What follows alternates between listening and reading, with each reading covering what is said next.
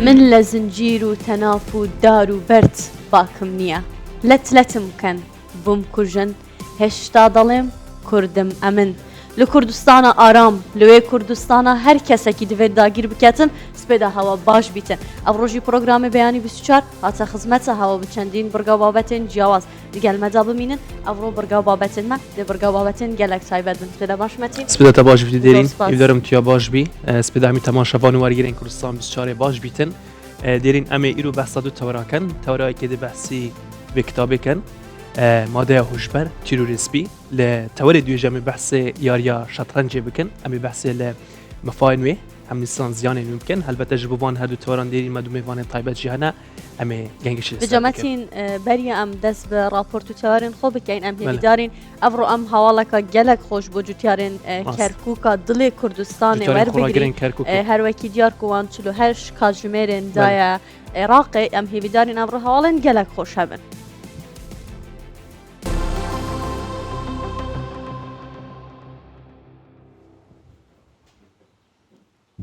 بله دیرین امی دست به که بحث کش هوایی کن پلکا بفرو باران دهری ما کردستان وگریتن محمد کمال پیشبینیکار و شرزای باری کشناسی با کردستان مشاری راگاند لروجی پنجشنبه و واتا 20 مانگا تاوکو روجی سهشنبه دهاتو سرتاسری هریمی کردستان دکویت جیر کاریگری نظم پالاپاستوی کی بهس سرمایه کی تندو بفرو بارانی کی باش که سالانی پیشو هاوشوی ام بارسته هوا جمسریه نگشته ناوچکم بەگوتەی ئەو شارەزای کەشناسی سرەتا لەگەڵ چالاکبوونی باو دابەزینی پلەکانی گەرما بە ڕێژەیەکی بەرچاو باران دەست پێ دەکات بەڵام لەبەر ئەوەی کە چەقی دەست بە پاڵاپەستووەکە ڕۆژانی 22 بۆ 24 ئەم مانگە دەبێت ئەو کات بەفر لە ناوچە شاخەیەکان دەبارێت و ئەگەری هەیە سنتەری شارەکانیش سپیپۆش بکات محەممەد کەمال بە پێویستیشی دەزانێت ئامادەکارێکی زۆر باش بۆ ئەم سەرماتونە جەمسەریە بکرێت چکە وەکە خۆی گوتی بەوەی ئەو نزمە پاڵاپەستوویەوە پلەکانی گەرما لە هەرمی کوردستان بڕێژەیەکی بەرچاودا دەبەزن و ئەگەری شەختە و بەستنی سەرانسەری هەیە و لە شەوانیش پلەکانی گەرما بۆ ژێر سفردا دەبەزن ئەو باسی لەوەش کرد لە ڕۆژانی 22 و 24 ئەم مانگە بەرزترین پلەی گەرمای پێشبینی کراو لە سلێمانی 2 پلەی سیلیزی ژێر سفر لە هەولێریش تەنها 2 پلەی سیلیزی دەبێت بجامەتین هەروەکی ئاماژە پێداتەوێت ئەم خۆ ئامادە بکەین ئەم خۆ بپارێزین چونکی سەرماکە دبێژن یا تونجا پڕێکێدا ئەمژە حەسکەین باران ڕەحمەتێ بارتن بێت شوفێرش گەلە کوشار بن چونکی وەکی محەممەد کەمال بە حەزژێکری ئەگەر هەیە و ڕاستە ئەنی جادە ببەستن و گەلک بوەرێن هاتون چونێش ینی خودێ نەکات چێ ببن بەرەندی دوێمی ئالایەکی بە لە ئالەیەکی دیکە بێت بوون منە ئەوەی کو بەری ئاهەنگی ئامادەکاریان خۆ بکەین بەلێ ژالێن بوون منە نفتێ بێت بوون سوپێن خۆ ئامادە بکەن ئەبێت کو بوون مناسبێن کارەبایی بە خۆ ئامادە بکەن هەمی ئالیامە بێت ئەم خواش بۆ بێشە پۆلێ ئامادە بکەین ئینشاڵڵا هەمی لاک سلامەت هێویا سەلامەتیە بۆ هەرلایەکی دەخوازین دەباسی راپۆرتەکە دیکەین بەر لە چەند سەدەیەک سینەمای بەشێکی کولتوری بوو شاری عەدەن بەوە ناسراوە کە یەکەم شاری دوورگەی عەرەبی بووە کە ساڵی 1910 یەکەمین نمایشی تێدا ئەنجامدراوە بەڵام ئەمڕۆ هۆڵەکانی سینەما لەو شارە تەنها دیوارەکانیان ماونەتەوە هیچ سینەمایەک لەو شارە نەماوە وێڕای ئەمەش لەگەڵ بوونی چەندین ئاڵنگاری هەوڵ و دەستپێشخەری گەنجان بۆ زیندووکردنەوەی ئەو هونەرە بەردەوامە كانت اليمن وجهة رائدة للسينما برلا چندەیەک یەمن پێشەنجی سینەما بوو لە دوورگەی عەرەبی و میوانداری یەکەم سینەمای کرد و پێشکەوتنی بەرچاوی بەخۆیەوەی بینی بەڵام هەنووکە ئەوش کۆمەندیە کاڵ بۆتەوە و تەنها یادەوەریەکانی ماونەتەوە سوى الذكريات بعد أن مثلت معلما ثقافيا بارزا پێشتر کە سینەما مۆرکێکی دیاری ڕۆشنبیری بوو ئێستا بووەتە هۆڵێکی چۆڵ و وێرانە ئەمە سینەمای هێرکنە لە عەدەن ئەو شارەی لە ساڵی 1910 بۆ یەکەم جار ئاشنای سینەما بوو هەندێک فیلمی عەرەبی و بیانی خەڵکێکی زۆری لێرە کۆ دەکردەوە بەڵام ئێستا عەدەن لە وڵاتێکی بێ سینەمادایە كانت السينما حياة عندنا بالذات في عدن سینەما لای ئێمە ژیان بوو بەتایبەت لە عەدەن بەڵام ئێستا نەماوە و دوای ساڵی 1994 هێدی کاڵ بووەوە گروپایینەکان سینەما بە حەرام دەبینن هەموو شتێک کۆتایی هاتوو سینەما شوێران بوو هذا كل ما بقي من السينما هەموو ئەوەی لە سینەما یەمەن ماوەتەوە تەنها ئەوەیە ئامێر و ڕۆڵی لە کارکەوت و شریتی فیلمەکان لە قەدەریان نووسراوە هەرگیز نەتواندرێت جارێکی دیکە بەکار بخرێنەوە بۆ زیندووکردنەوەی سینەما لە یەمەن هەندێک دەست پێشخەری گەنجانە بۆ نمایشکردنی فیلمی ناوخۆی دەبیندرێن. وێڕای هەموو ئاڵنگاریە ئەمنی و ئابوووریەکان ئەو گەنجانە هیوایەک لەو هەنگاوەیاندا بۆ گەڕاندنەوەی سینەما بۆ جەماوەرەکەی دەبینن. جمهورها احنا سعيدين بهذا الموضوع ونتمنى انه يعني في المستقبل ئێمە بەو بابەتە دڵخۆشین. ئێستا سەیری فیلمە کۆنەکان دەکەین و هیوادارین لە داهاتوودا فیلمی تایبەت نمایش بکەین و سینەمایەکی فەرمی دروست ببێتەوە. هەروەک هیواخوازین بەرهەمی ناوخۆییشمان بۆ فیلمە نوێیەکان هەبێت. رسمية يعني بطولة الافلام تنزل برا على طول تعرض عندنا. تأمل شريحة واسعة أن يعود الحضور. توێژێکی زۆر هیوای گەڕانەوەیان بە سینەما بۆ یەمەن هەیە، وەک دەرچەیەک بۆ سیرکردنی جیهان و ئامرازێک بۆ بەهێزکردنی هۆشیاری. زۆرێکیان زیندووکردنەوەی سینەما بە زەرورەتێکی کولتوری بۆ ڕنگدانەوەی خواست و ناسنامەی گەلان دەبینن. تطلعاتها أيمن قائد كردستان بسوتشار تعز. بەڵێ دێرین وێجامێ چم بەسی خەوێ بکەن چاوان شەوانە ئەم خەواخوا خەوازستانی مەتینە خاصن نیازستانەوەی کە گوتی گەلەکە شینەوەکی شەکرێ مرۆڤ هەدل نادەڵ خەوێ ئەرێ وەڵا بجە خاصن ئەوێن کو ڕۆژانە چل فەرمانگەین حکومی بنیانەوە دەوام هەبیتن قوتابخانە هەبیت هەرێک جار پڕاستی مشکلەیە دەبژێکاتە چ هەیە باشە ئەمی چەند سەر توێژنەوەکانی و ماڵپەڕەی مین هێلس بەڵاو کرا ئاماژە بە چەند ڕێنماییان کریا و حەت ڕێنماینە داکو ئەم شەوانە خەواخوا ڕێک بێخن و بە ئەوایکی باشتر بخەبن داکو تەندروستتر ببین حەت ڕێنماینە ئەزوەکوە خوا بەوە بەخۆین یەوەکێ هەوڵ بدە کو هەمی شەوەکێ دەمەکێ دەستنیشان کردیدا بخەبی و دە هەمان دەمدا دەمەکێ دیاریکریش دەش خەوڕابی بۆ نمونە ئەگەر تو دوازە نووسی هەمی شەبێ هەشتش ڕابە خاڵا دوێ دەبێژتن بشڕاز بە ژوەیەکێ کو ژوورە نووستناتە یا تاریکە یا بێدەنگە دە هەمان دەمێدا گەرمێکە گونجاوای ئاکو نەگەلک سار بیتن و نەگەلک گەرمژی بیتن خاڵا سێ دەهاتیە بکێمی سی خۆلەکان بەریا کو تو بنوی موبایلە کۆمپیوتەرە تەلەڤیزیۆنە و هەمی ئامێرێن دینێن ئەلکترۆنی ژوخوا دوور پێخە خاڵا چارێدا ئاماژە بۆ یەکی هاتیەکردن پێش خەفتنێ پێدویە چاڵاکێن ئارام بەخش ئەم ئەنجام بدەین وەکو بەخواندنا کتێبانە گوێگرتنە لە میوزیکێن ئارام یان ئەنجامدانا هەناسەکا بقۆل دە خاڵا پێنجێدا هاتیە خوب دوور پێخە ژە خواردنێن چەور ئەوکەم بژین بێن ڕوین هەم دیسان لە خواردنێن کافاین بوون منە چایە قەهوەی دوێژیتون خوان جوورە بەخواردنان دوور پێخە دوێژیت جی بشڕاز بە ژوەیەکێ کوتە بڕێکا پێویست ژە ئاوێ بەخواری ئەنکو شەوانە بەرە کوتو بنوێ بڕێکا پێویست ئاوێ بەخۆ لە داوی ڕێنمایدا ئاماژە بۆ هاتیەکردن خۆ دوور پێخە ژە هزرکردن و بیرکردنەوەی نەرێنی ئەنکو بەریەکان بنمین هەدی محاولە بکەین ژمە بهێتن ئەم بیر ژە تشتێ ئەرێنی بکەینەوە نەکێ نەرێنی جا مەتین زانیا و خاڵا gelek سەرنجامن ڕاکێشە ئەوە دەبێژیت بەریا تو بنوی سی خولەکە ئامرێت ئەلکترۆنی لە خۆ دوور بخە چونکە خەوەکە قوڵ تو هەبی و خاڵە ئەخیرەژی دەبێژیت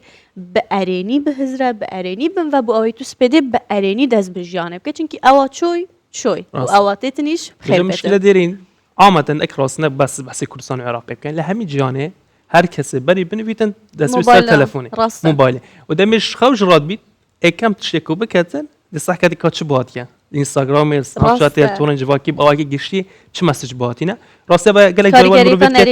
مرۆڤ گەلێک جۆرێنی هەیبوون مەز بخۆی گەلە جۆرەت بوونمە چمە ناونی بکات بەلکی یک دو ساعت پێ بچنە تا کو مرۆڤ بنویتە مشت وان تاثیر هەیە بێجا ئەگەر ئەم ئەزوتو و هەمی ئەو تەماشە بنوەرگرین کو سەحتیانەمە وان ڕێنمایە جێبەجێ بکەن هەلبەتە دەخواوە باشتر بیتن ئەز ئەفشە بەدەست بکەم ئینشاءالله هەرێمی کوردستان بۆتە شوێنی کۆکردنەوەی کولتورەکان بەشێک لەو بیانیانەی کە لە ڕابردوودا بۆ دەستکەوتنی کار دەهاتنە هەرێمی کوردستان ئێستا خاوەن چێشخانە و مارکێتی خۆیانن بۆ هاوزمانەکانیان ئەم فرەکولتوریە ڕەنگێکی جوانتری داوە بە کوردستان ڕاستمەوە خواردنی پاڵەکانە و لە دەستی چەپمەوە فرۆشتنی هەموو بەهارەتەکان لە جیهانەوە ئەم گەڕەکە بۆنی کللتورێکی زۆر جیاوازی لێ دێت هەر لە خواردنەوە هەتا تەواوی وردەکاریەکان هێنراوەتە نێو هەرێمی کوردستانەوە. لە کاتی سەردانیکردنی هەر وڵاتێکدا گەشتیاران ئارەزوو دەکەن خواردنە ڕەسەنەکانی وڵاتە تاقی بکەنەوە بەڵام لە هەرێمی کوردستان دەتوانن تامی هەموو خواردەکانی جیهان بکەن. بەس زۆر باشە ئێرە خواردن بیبەری هەیە تیشە هەیە بەس ئێستا پیسەرە گوتی کوردی ناخۆم تیسە ئێستا کوردی دەخۆ تیسە بەڵێ من 15 ساڵی لێرە بوو ئێستا ومەتام دادنی 10 ساڵ خلاص بوو ئێرە هندی دێ زیادە ئەمریکی دێ کوردی دەدێ عەرەبی دەدێ ئەو بوو لێرە خواردن. ئەم چێشخانە نیپاڵیە خواردنی دڵخوازی خۆیان بە پێکاتی تیژەوە دروست دەکەن و زیاتر وەکو ماڵی بیانەکان سیر دەکرێت. هەموو نەتەوە جیاوازەکانیش خواستی تاقیکردنەوەی ئەم خواردنانیان هەیە. ئەمن سیراجێ ئەمن لێرە کوردستان 2 سال لێرە هەیە ئەمن لێرە هیچ دەکەوە هیندی مارکێتی هەیە هەموو زۆر باشە یعنی ئاسیا بەنگلادێشی هیندی خواردن لێرە هەیە. بەهۆی زۆری خواستیان پێداویستیانەوە فرۆشگای زیاتریش دەکرێنەوە و ڕۆژ بە ڕۆژ پێداویستی بیانەکانیش لە زیادبووندایە. لە هەرێمی کوردستان نزیکەی 300 جۆری جیاوازی خواردن و زیاتر لە 1000 بەهاراتی جۆراوجۆر بەردەستن. ئەمەش نیشانەی ئەوەیە ئەگەر بێت و بیانەیەک بێتە نێو ئەم شارانەوە زۆر بە ئاسانی و بێگومان دەتوانێت دەستی بۆ خواردنوشتانە بکات کە ئارەزووی لێتی. هەموو ئەمانەش نیشانەی کرانەوەی کللتورین لە نێو هەرێمی کوردستاندا. یان بارزان کوردستان 24 هەولێر. مەتین کوردستان جیە هەمی کولتورە و هەموو دەنگ و هەموو ڕەنگەکیە. جا دێرین ئەمە چەند بەسێ بابەتێکی دم بکەن بەسی زیرەکیە زاروکی ینی زارۆک دەبێت بێجارێت دایک گوێ خۆدانەمە دایک ئەم دیسان بۆ بشی چونکی ئەو بابەتە هەردووکە بەدگریتن بجان بەسە هەندێکن کەوانێ زاروک جا زاروکی زیرەک تایبەت زیرەکیە خوا ژبابی وەردەگریتن یان دایکێ بجا ئەم دێ بوو وەڵامدانەوە بێ پرسیارێ ئەم دێ پشت بە بەکوولینەکانی ببەسین بە گوێرەی توێژنەوەیکی ماڵپەڕی ئیندیپندنت پۆلێک لە جینەکان کە پەیوەندیان بە زیرەکی منداڵەوە هەیە لە دایکەوە دەگوازێتەوە بۆ منداڵ نەک لە باوکەوە. توێژنەوەکە لەسەر مشکی دەستکاری کراو کراوە و دەرکەوتووە ئەوانەی کە جیناتی زیادەی دایکیان هەیە سەر و مێشکیان گەورەتر دەبێت بەڵام جەستیان لاواستر بووە. لە بەرامبەردا ئەوانەی کە ژەمی زیادەی جینەکانی باوکیان هەبووە مێشکیان بچووک بووە لە بەرامبەردا جەستان گەورەتر بووە. توێژەرەوان ئەو خانەنیان دەستنی شان کرد کە تەنها جینی دایکیان باوکیان لە 6 بەشی جیاوازی مێشکدا هەبووە کە ئەرکەکان و چاڵاکیەکانیان ئەرک و چاڵاکی جیاوازیان هەبووە لە خۆی خواردنەوە تا بیرەوەری. بەڵام لێکۆڵینەوەکان ئەوە شڕۆن دەکەنەوە کە جینات تاکە دیارکەری زیرەکی نییە تەنها لە 40 بۆ 60 زیرەکی بە ماوەی مەزەندە دەکرێت بوو ماوەی مەزەند دەکرێت ئەمەش بەشێکی هاوشێوەی وابەستەی ژینگە بەجێ دەهێڵێتن. بجا دێرین ینی دەرکێت بژە زیرەکی ڕاستە بەهرەکە بەلکی خودی دەتەتە بەس توی شور سەر بکەین ینی قوتابی خواگەر چەند خودی بەهرەدا بیتن نەخوێنیتن ڕۆژانە گەل مامۆستای خوا نەچیتن بوون منە مەقصد ڕۆژەکە باش نابیتن یاریزان بە هەماشوە خو ئەگەر خودی بەهرەکە باش بێت بوون ناگەرم بەسی ڕۆناڵدو میسێ بکەن ئەگەر ڕۆژانە ڕاهێنانە نەکەن منافسێ سەرێک و دوو نەکەن بجا بۆ هەمی باوەڕێندێکەژی نەتگەشتنا نفسەکە شەریفانە یادکرد بێت خوا کەملکەی لتارەکە خودیجی بەرەکە ڕاستە والله وەیە جا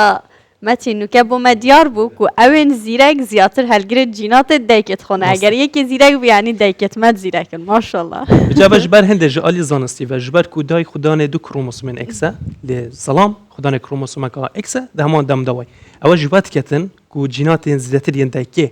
ji bo zarokê biçin negiyên babî. Bi her awakî me ji stavê ji bo hemî daykiran hene to be dayku bavên xwe dayku bavên teşî. Vêca Metin şakar me babetekî zor serin şakêşî amade kirdî. Bes were bilan bizanîn çi ye? Kurdîş mafî xwe we dest dihêne. Regî cujminîş li bin derdêne. Çûnke gelî Kurd wiriyaye. İmro her we dest dêne. Mafî serbexwe. Ama witeyeke li nêw kitêbî dîwanî wiriya wergerawe. Ke Şêx Abdulkerîmî Kurî Safî Hîranî nûsîwetî. Ceher li ser binemaڵey Kakî Hîran demênîn şakar û hawkaranman serdaniyan kirdin û raportêkiyan li ser yekek le kontirîn destnûsekan kirduwe. Ke li lay em binemaڵeya ta êsta parêzrawe. Ba bizanîn şakar çî bo ême kirduwe.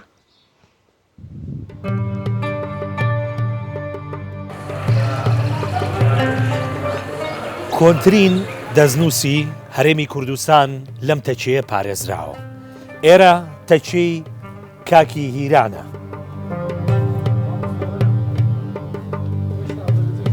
سلام علیکم. مامۆستا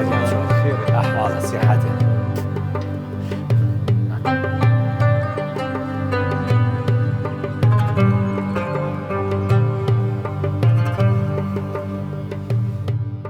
مامۆستا حەزەکە مەر لە سەرەتاوە ئەو دەستنووسم پیشان بی کە وەکو کۆنترین دەستنووس لە هەرێمی کوردستاندایە.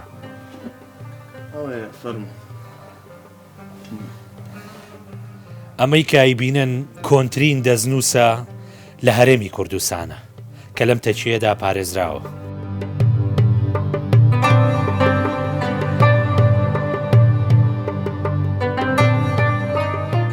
بە جوانی تەماشای بکەن ئەمە ئەو نووسراوە کۆنەیە کە باسم کرد کۆنترین نووسرا و دەستنووسی هەرێمی کوردستانە کە تەمەنەکەی بۆ 730 ساڵ لەمەوبەر دەگەڕێتەوە. دەستنووسەکانمان مای پاراستنی ئەدەب و مێژوو و وێژەی گەلی کوردمانن و وەکو میلەت کورد پێشەکی هەموو شتێکی حەقا شانازی بەم دەستنووسانەمان بکەین چونکە کللتوری ڕەسەنی میلەتی کوردەواریمان پیشانەدا وەکو کەنزێکی سەمین وەکو گەوهرێکی بە نرخی میلەتەکەمان کەوا تاکو ئێستا ماوە. ئەوەش ئەو جێپەنجەی ئەو زانایەنەی پێشتریمان بۆ دەردەخاکەوە لە کوردستانی گەورە بەگشتی و بالئەخەز لە ناوچەی خۆشناوەتی کەوا جێپەنجەیان دیار بووە دەستنووس و بەرهەمیان لە پاشە خۆیان بەجێماوە بووی تا شتێکی گرینگەوە لە عالەم ئیسلامی لەسەری خوێندراوە و گرنگی پێدراوە.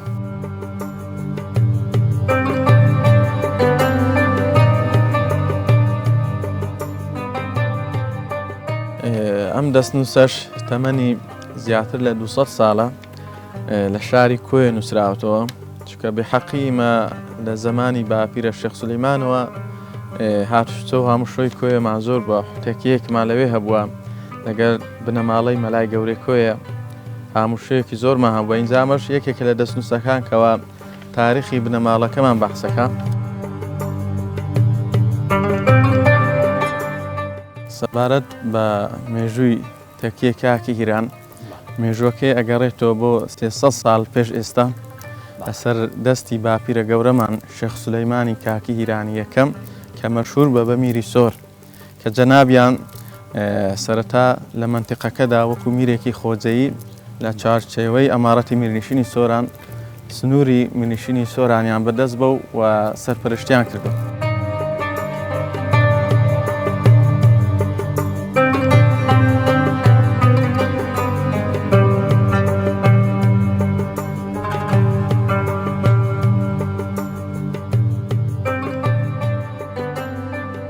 شێخ سولەیمانی کاکی هیرانی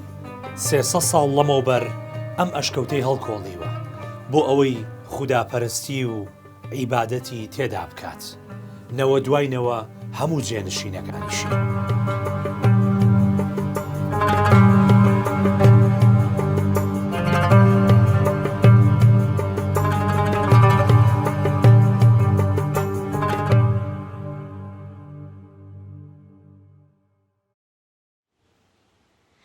بله دەرین ئەمە چنە سەر تەوەرەیەکێ ئەمێ بەحسێ بێ کتێبێکن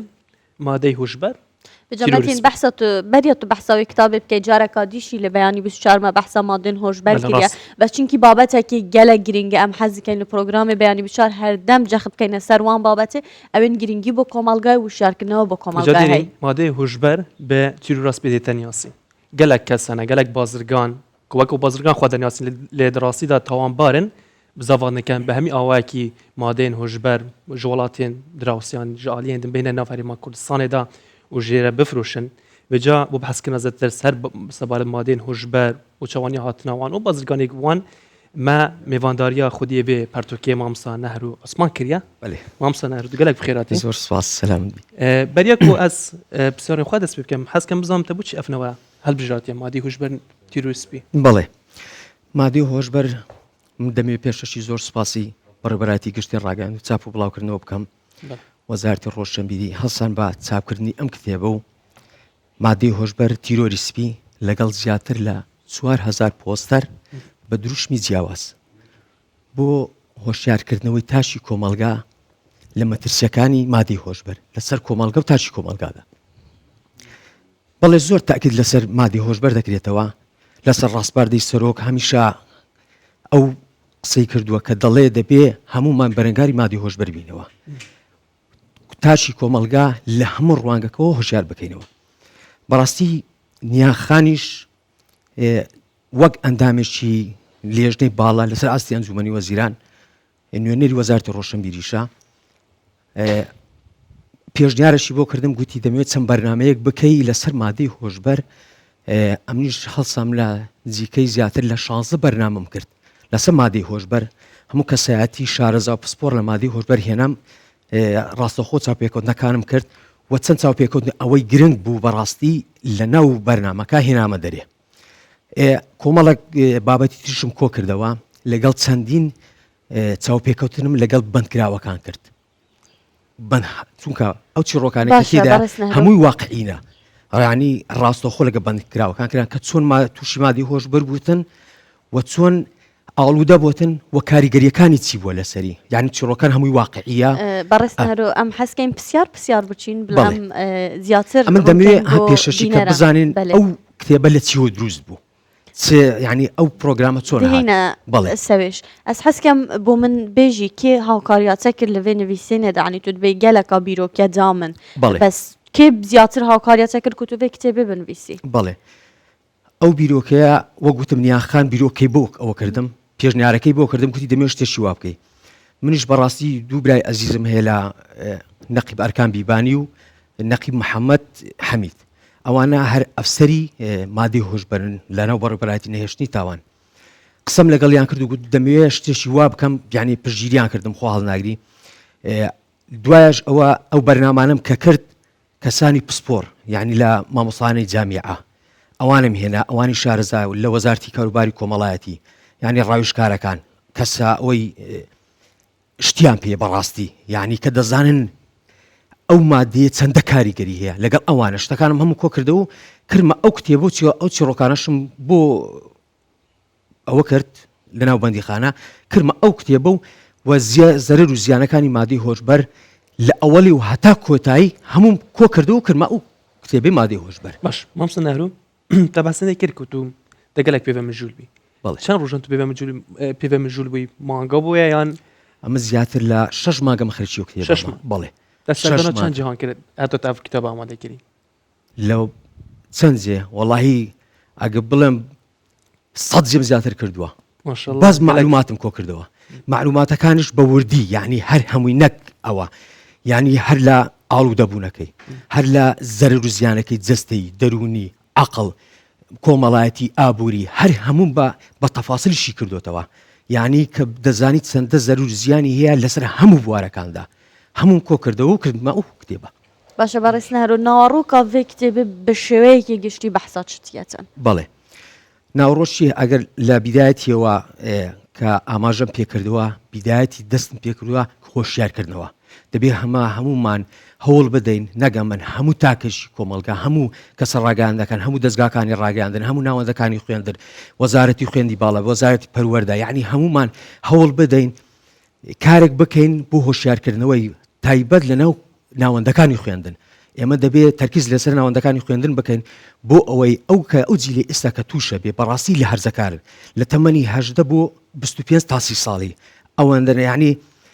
لە 18 ئەتوو تەمەنێکی بچووکە ئەتوو کە تووشی مادەی هۆشبەر بی یعنی زۆر خراپە تو دەبیت دوای چی بەسەر بێ کۆمەلگا چی بەسەر بێ ئەمە دەبێت جارێ ئەوانە ڕێگری لەوانە بکەین بۆی ئەوانە هوشیار بکەینەوە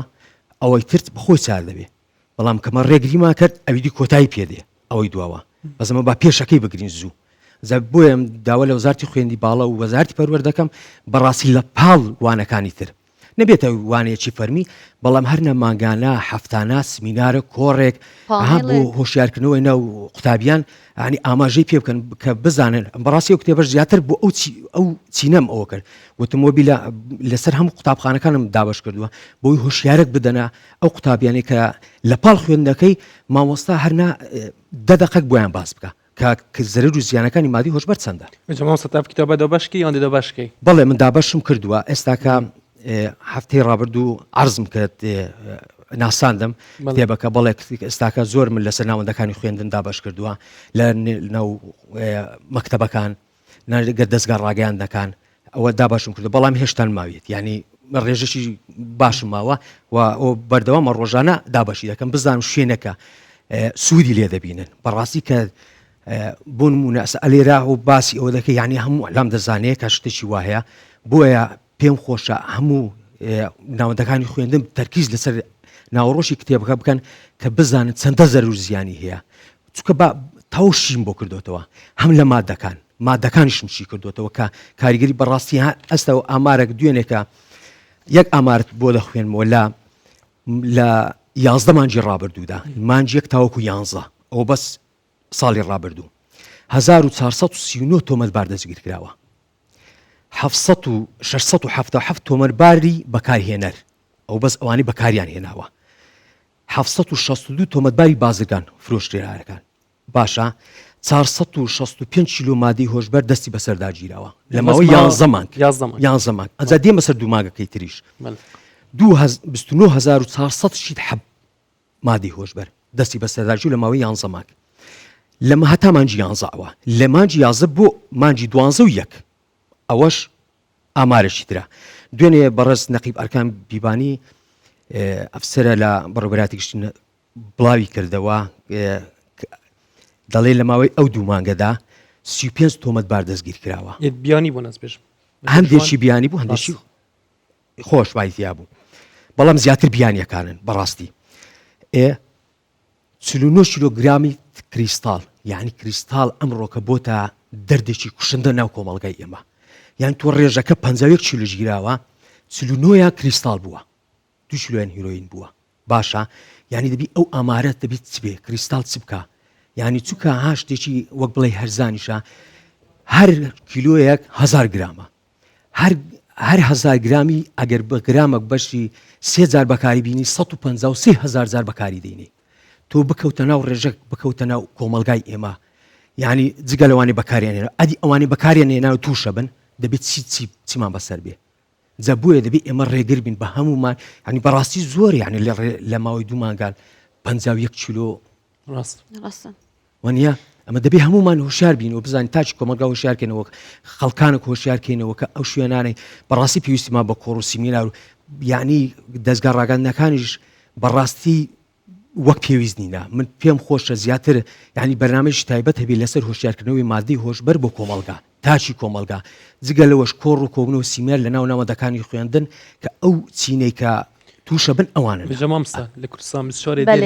دایم گرنگی بێتەواریت داین بەرنامەیەکی تایبەت مە بناوێ شوێن پێنجە ئەفکاری مە ئالانزانی پێشکەش بڵێ بینیومە بەفکاری گەل ڕێڤەبەریە نێلانە مادەین هۆشبەر بژانە ینی خەڵکی تەماشا بن وەرگرین کوردستان بچارێ هەرێ ما کوردستانی باوەکی گشتی ئاگادار دەکەن بەجەمامستا بەس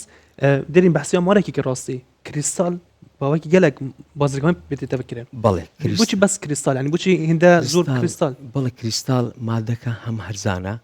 و باش زوش دەست دەکەوێت و زیاتر کۆمەڵگەی ئەمەش زیات بەخۆی دوو جۆری هەیە مادەی هۆشبەر مادەی هۆشبەر سروشتیمان هەیە و کیمیاویمان هەیە ئەوەی کریستالە زیاتر هەرزانە یعنی هەرزان دەست دەکەوێت و زیاتر لەناو کۆمەڵگەی مەباوە ئەو خەڵکانی دەشی کڕن یعنی بە یەک جاریان بەسە کە هەر ئەوەن دەچێشان دوایە یعنی خۆیان بە دوای دەکەون هەزارێک دووزار کە چیشان خواردیان بەیان بەکاریان هێنا یعنی خۆیان بە دوای دەکەون ئەوەندا وەک بڵێ کوشندەیە دەسە ناخوێنێت یعنی واد لێ دەکا خۆت بە دوای بکەوی ئەگەر جارێک بە 250 دیناری بیکڕی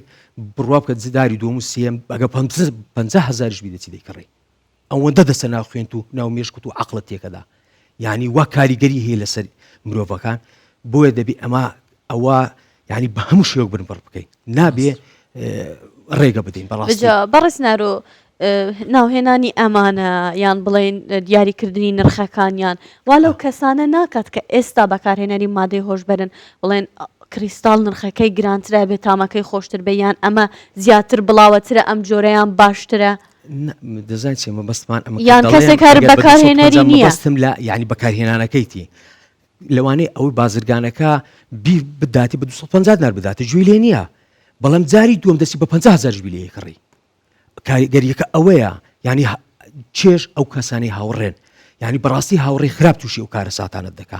ئەو ڕێگانە نیشانەدا ئەجینا من یەکەکی بێگانە ناناسم ناتوانێت بیداتە من تەنها هاوڕێ خراپە ینی هاوڕێ خراپ وا لێ دەکات تووشی هەموو ڕێژی خراپت دەکا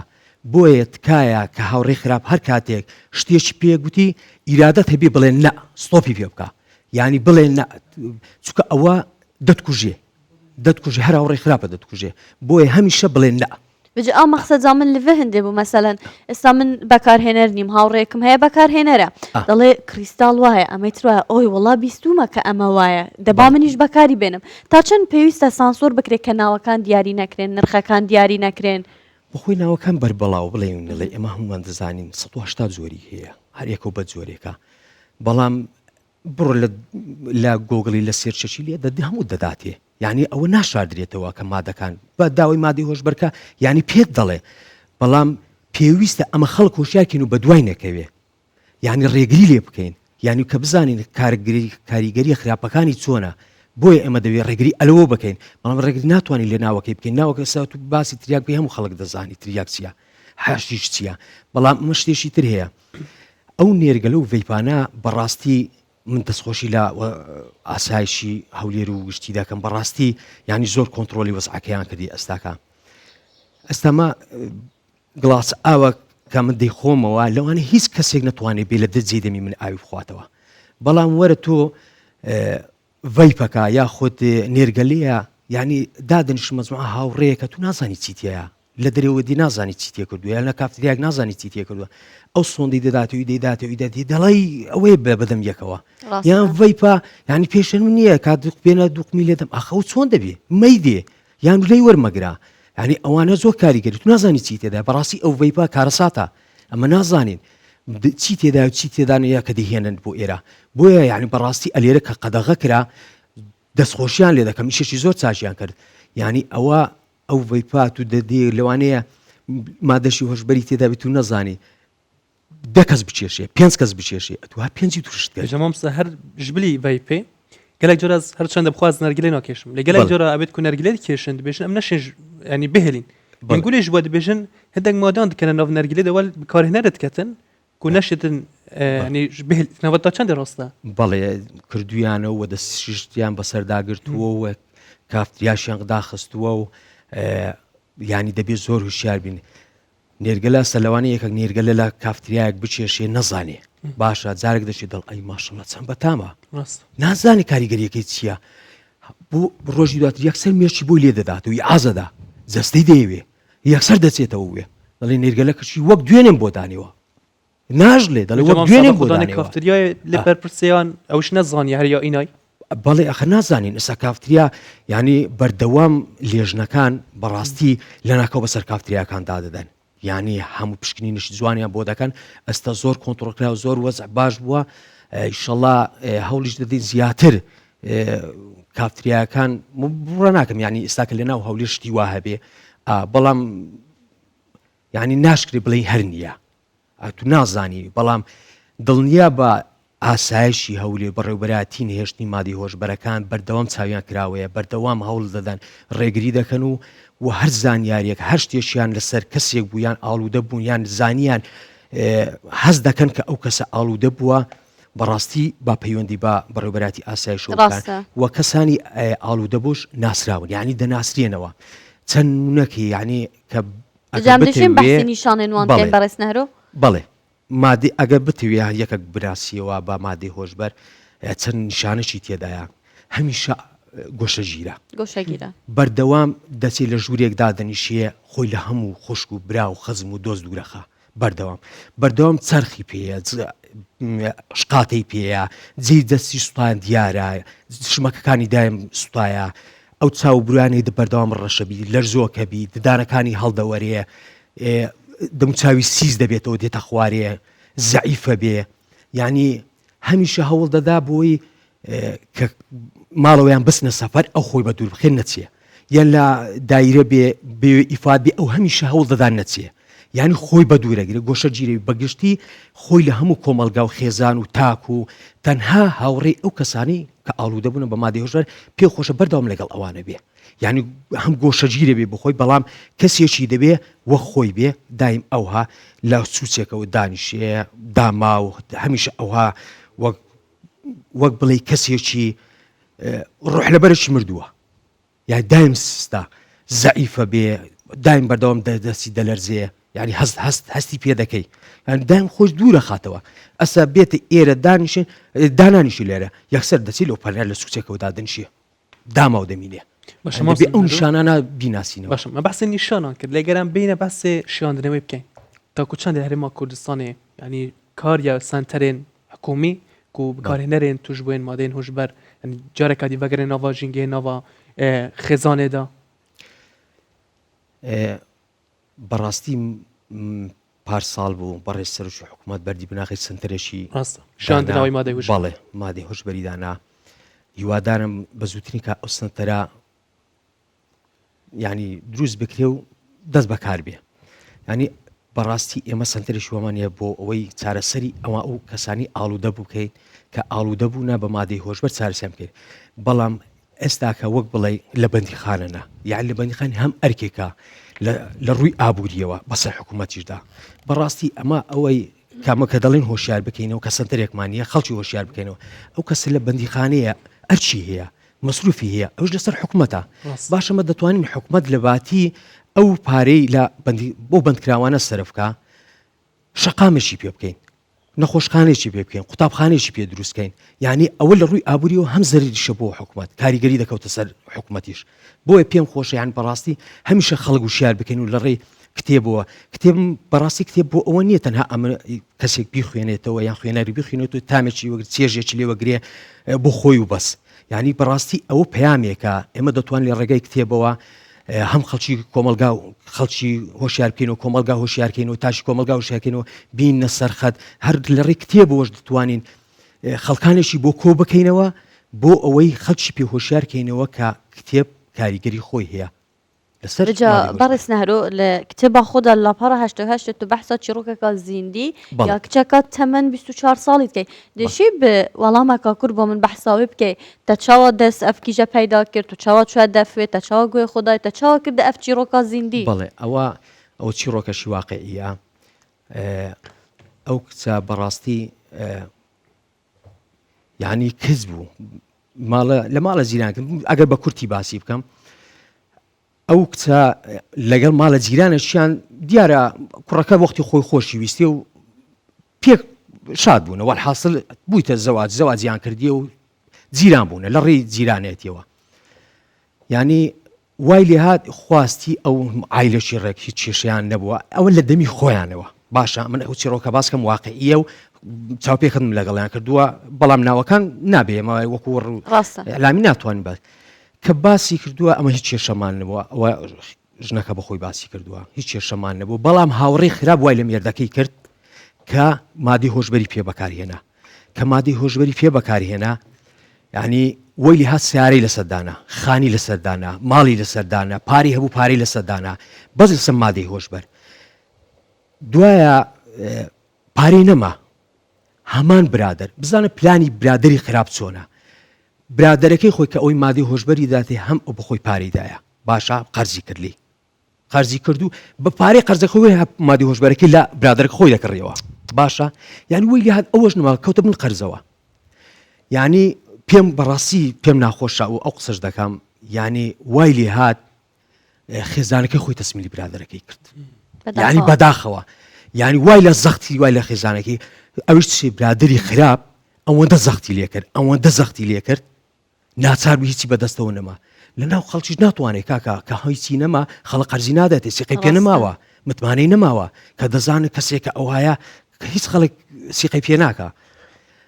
برادەرەکەی خۆی وای لێ کرد تووشی کرد ماڵەکەشی پێفرۆشت و خانیشی پێفرۆشت و پارەشی دایە بەقەرد وە زەختیشی لێ قەرزەکەشی بداتەوە خێزانەکەشی تەسمیل کرد تو سەیریکە یعنی دەبی ئەوە چ بێ ئەو مادەی هۆشبەرە چ لێ بکە جا بۆیە ئێمە بەڕاستی دەبی ئەوە یعنی پێم ناخۆشە و چیرۆکانە پێم خۆش بە هەک لە کتێبەکە یعنی با خەڵک بخۆی بزانێت کە کاریگەری مادەی هۆشبەر لەسەر درونی ئینسان لەسەر عەقلی ئینسان تێکت دەدا یعنی وا لێ دەکا هیچ شتێک لە بەرچاو نەبی خێزان منداڵ داگ برا خوشک یعنی وێرانت دەکا بەڕاستی بۆیە ئێمە دەبی بە هەمومان ڕێگری بین و نەهێڵین ئەو مادەیە بەربڵاو بێ و دەبی ڕێگری بکەین بەڕاستی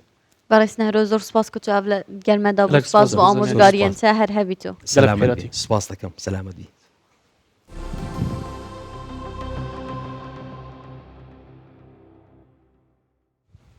وجد دەرین ما ئیرۆ بەحسا گەلێک بۆ بەتان کرد قالك بكولينان أمي بس بكولينا كطيبات بكاركرنيكين المال يعني أوفيسي قالك حاسس كان المال كارب يعني قالك يدي جيش حاسس كان أوفيسي كارب بجانب ديشين بس بكولينا كين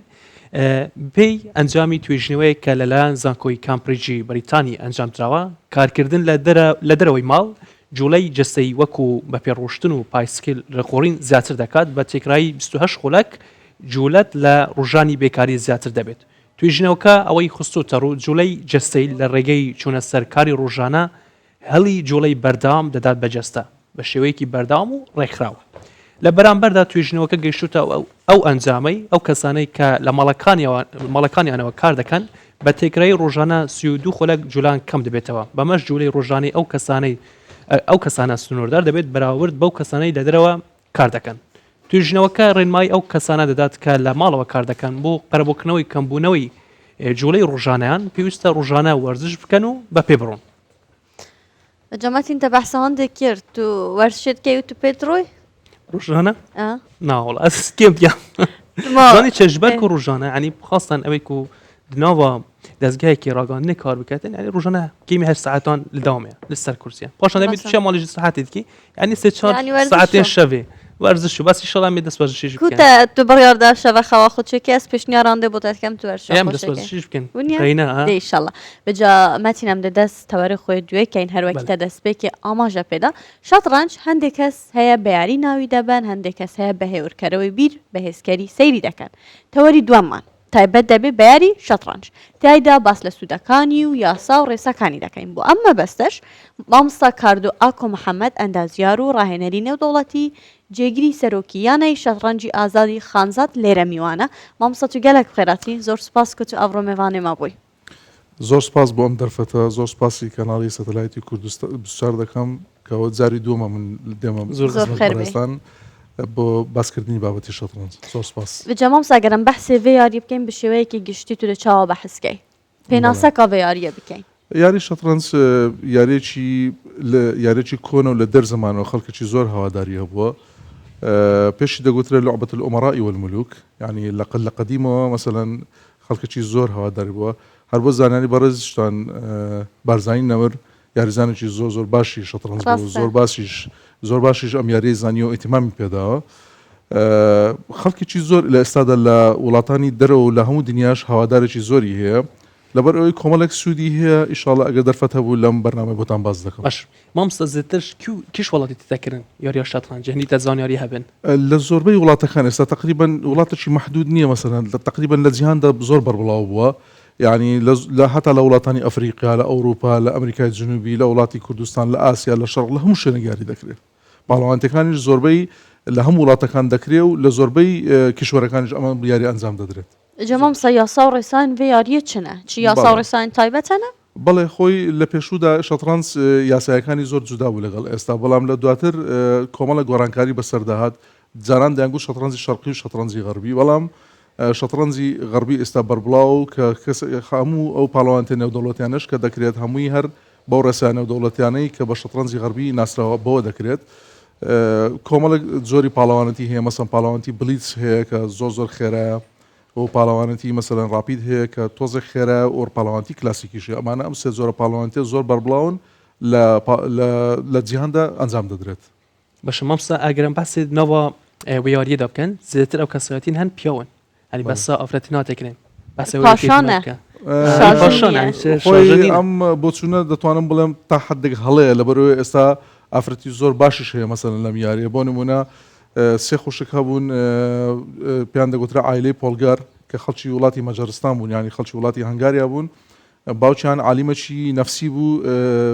نەزەریەیەکی داناوتی شەرت نییە عەبقەری لەدایک ببێت دەتوانی عەبقەری تو دروستی بکەیت ئەو هەستا لەسەر منداڵەکانی خۆی جێبەجێکرد سێکچی هەبوون سۆفیا پۆلگار و جودەت پۆلگار و سوزان پۆلگار